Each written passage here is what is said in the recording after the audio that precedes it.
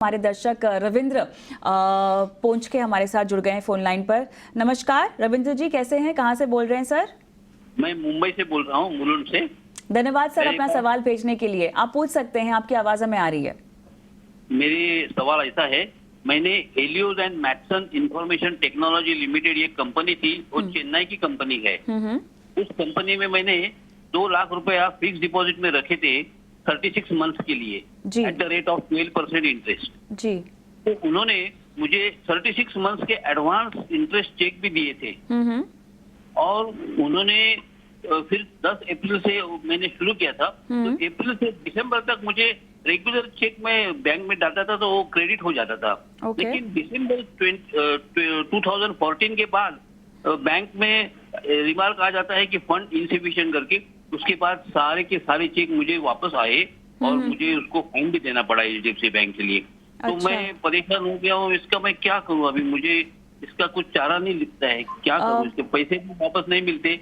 मैं कंपनी से साथ कांटेक्ट करने को गया तो कंपनी एब्सकॉन्डिंग है, वो कुछ रिप्लाई भी नहीं देती है और कांटेक्ट भी नहीं हो जाते हैं एड्रेस पर। अच्छा, आपके जैसे क्या और भी निवेशक हैं जिनको आप जानते हैं, जिनके साथ आप संपर्क में हैं? जो मेरे पास जो संपर्क में है उन्होंने कह दिया कि अभी मैं तो इसको छोड़ दिया, मेरा परेशानी हो गया, अभी मैं बार बार इसके बारे में सोचूं तो मैं पागल हो जाऊंगा, इसलिए वो दिमाग छोड़ के वो बोले अभी जाने दो, छोड़ देता हूँ। तो कितना समय हुआ सर इसको? 2014 में मैंने इन्वेस्ट किए थे और अब लगभग 10 साल हो गए। अरे बाप रे, तो ये तो काफी सारा समय हो गया आपके। तो विकास, किस तरह से इनकी हेल्प की जाए? शायद ये company, if I recall correctly Kavita ji, ये कंपनी शायद लिक्विडेशन में चली गई है। तो इनके पास एक ही ऑप्शन है, जब कंपनी लिक्विडेशन में चली जाती है, नॉट नेसेसरली ये कंपनी काफ़ी चिट फंड कंपनी ऐसी होती है।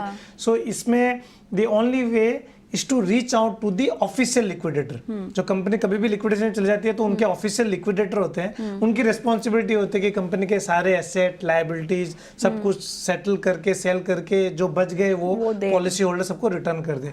सो ऑफिशियल लिक्विडेटर की जो डिटेल है ना, वो ऑफिशियल लिक्विडेटर की वेबसाइट्स में मिल जाएगी।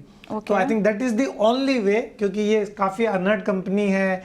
एफडीज और पहले ऐसे चिट फंड की कंपनियां काफी होती थी। उसके अलावा आपके पास कोई लीगल रिकोर्स अवेलेबल नहीं है केसेस में।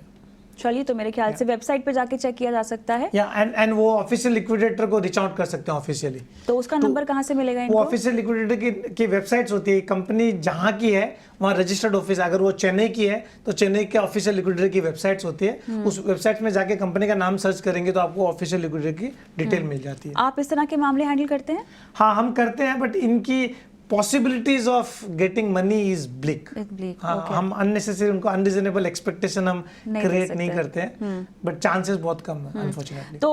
तो रविंद्र जी, देखिए आपसे क्या कुछ हो सकता है। और मेरे ख्याल से विकास, एक बहुत बड़ी सीख जो इनके लिए आती है वो ये है कि रेगुलेटर के तहत अंतर्गत जो भी निवेश है उसी में ही पैसे लगाए जाएं। क्या कहेंगे आप? हाँ, मतलब सीख हायर रिटर्न्स में ना फंस जाए ना। लिक्विडेटिव रिटर्न जहां भी देखते हैं तो आप उसका डाउनसाइड समझ के रखिए कि कुछ ना कुछ प्रॉब्लम है। तो आप थिंक कम इंटरेस्ट करिए, but it should be with a good scheduled commercial bank या जो ए रेटेड कंपनी है वही इन्वेस्ट किया हुआ ज्यादा अच्छा है। चलिए, तो रविंद्र जी, जो आपको रास्ता बताया है, कम से कम अब इतने साल आप रुक चुके हैं, ये आखिरी काम करके भी देख लीजिए और उसके बाद अगर कोई दिक्कत आती है तो वापस आप संपर्क कर सकते हैं। फिलहाल धन्यवाद अपना सवाल हमें भेजने के लिए।